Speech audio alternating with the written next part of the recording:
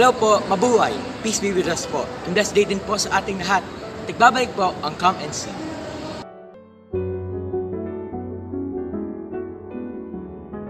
Isang powerful prayer nga po, sabihin po natin, Jesus, I trust in you. Okay po. We are now on the 30th Sunday in Ordinary Time. In today's Gospel, we are taught about the two greatest commandments, love of God and neighbors. Mga kapatid, tayo po ay binibigyan ng utos upang tayo ay mamuhay ng tama. Ang tanong, nasusunod po ba natin ito? Pakinggan po natin na reading sa Gospel for this day po. A reading from the book of Exodus. Thus says the Lord, You shall not molest or oppress an alien, for you were once aliens yourselves in the land of Egypt. You shall not wrong any widow or orphan. If ever you wrong them and they cry out to me, I will surely hear their cry. My wrath will flare up, and I will kill you with the sword. Then your own wives will be widows, and your children orphans. If you lend money to one of your poor neighbors among my people, you shall not act like an extortioner toward him by demanding interest from him.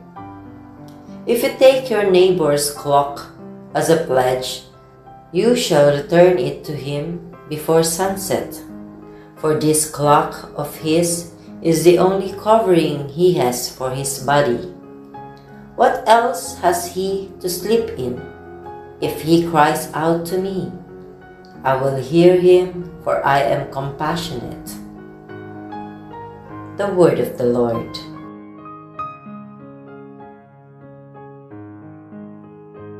A reading from the first letter of Paul to the Thessalonians. Brothers and sisters, you know what sort of people we were among you for your sake, and you became imitators of us and of the Lord, receiving the word in a great affliction, with joy from the Holy Spirit, so that you became a model for all the believers in Macedonia and in Achaia. For from you the word of the Lord has sounded forth, not only in Macedonia and in Achaia, but in every place your faith in God has gone forth, so that we have no need to say anything. For they themselves openly declare about us what sort of reception we had among you, and how you turned to God from idols to serve the living and true God, and to await His Son from heaven, whom He raised from the dead, Jesus, who delivers us from the coming wrath. The word of the Lord. A proclamation from the Holy Gospel according to Matthew. When the Pharisees heard that Jesus had silenced the Sadducees, they gathered together, and one of them, a scholar of the law, tested him by asking, Teacher, which commandment in the law is the greatest? He said to him, You shall love the Lord your God with all your heart, with all your soul, and with all your mind. This is the greatest and the first commandment. The second is like it. You shall love your neighbor as yourself. The whole law and the prophets depend on these two commandments. The Gospel of the Lord. Our Gospel for today is taken from St. Matthew, and let us reflect on law.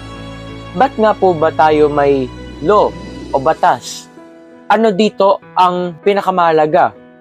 Sa last Sunday's Gospel po, nalaman at naipaliwanag sa atin ang ibigay kay Cesar ang para kay Cesar at ibigay sa Diyos ang para sa Diyos. Separation of church and state. Ibigay sa pamalaan ang tamang buwis at tamang pagsunod sa batas. at ibigay sa Diyos ang pagpupuri, respeto, pasasalamat at pagmamahal.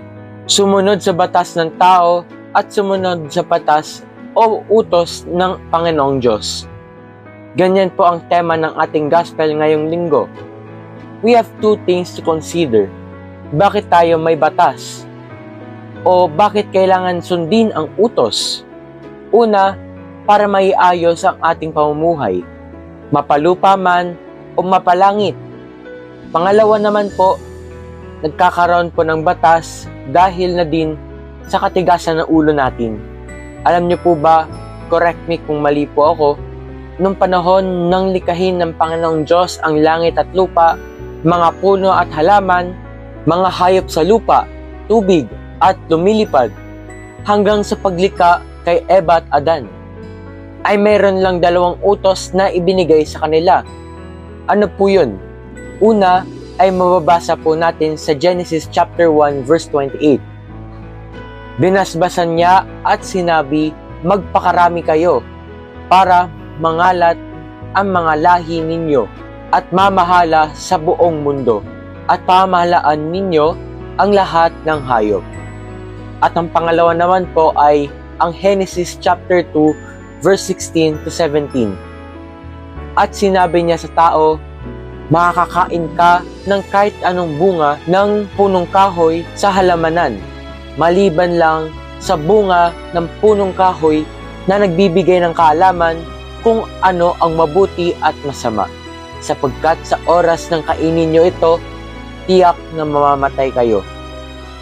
Noong panahon po ni Moises, ay naging 10 na ang utos. Ibig sabihin po ba nito ay mas nakakalimot na ang tao sa Panginoong Diyos? Nagiging makasalanan na ba talaga sila? Magulo na ba ang pamumuhay nila? Pwede po.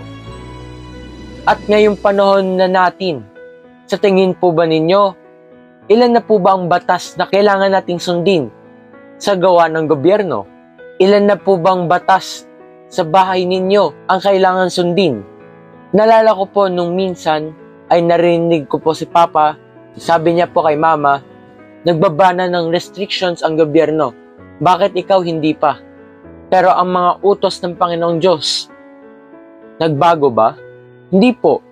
Bagkus ito ay ipinaunawa at kinategorize ng Panginoong Hesus sa 2, kung saan ipinaalam sa atin ang greatest commandment.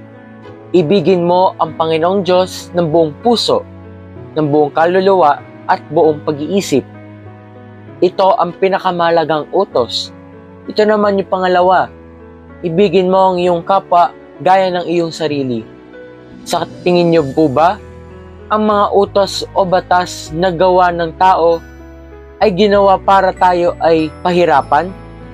Hindi naman po siguro. Maybe isang way po ito para tayo ay madisiplina.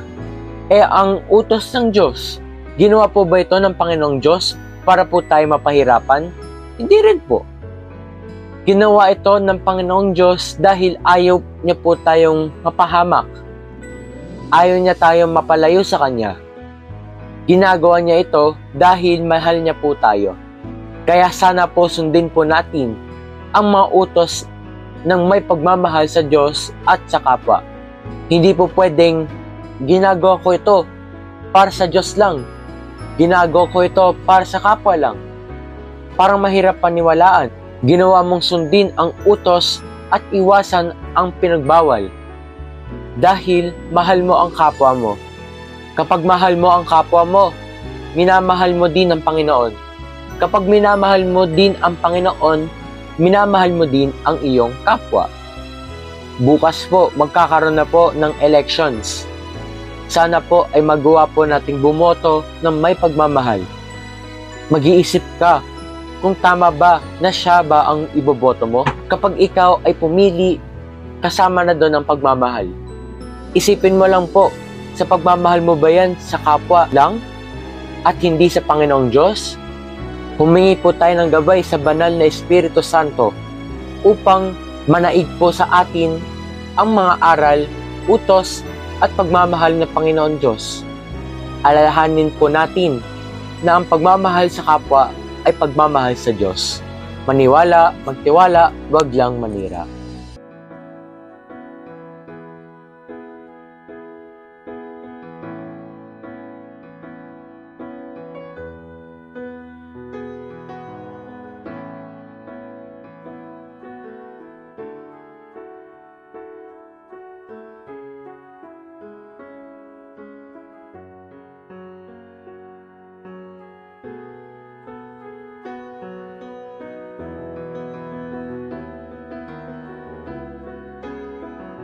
O Panginoon naming Diyos, nawa ay manaig sa amin ang iyong pagmamahal. Pagmamahal na may pagsunod sa iyong utos. Pagmamahal na ibibigay din namin sa aming kapwa. Sa gabay ng Panginoong Hesus at banal na Espiritu Santo, mananaig sa amin ang pinakamahalagang utos sa kautusan. We praise and thank you. Protect us and guide us, Lord. Amen. Thank you for watching, my dear brothers and sisters. Maraming salamat po at God bless po sa ating lahat.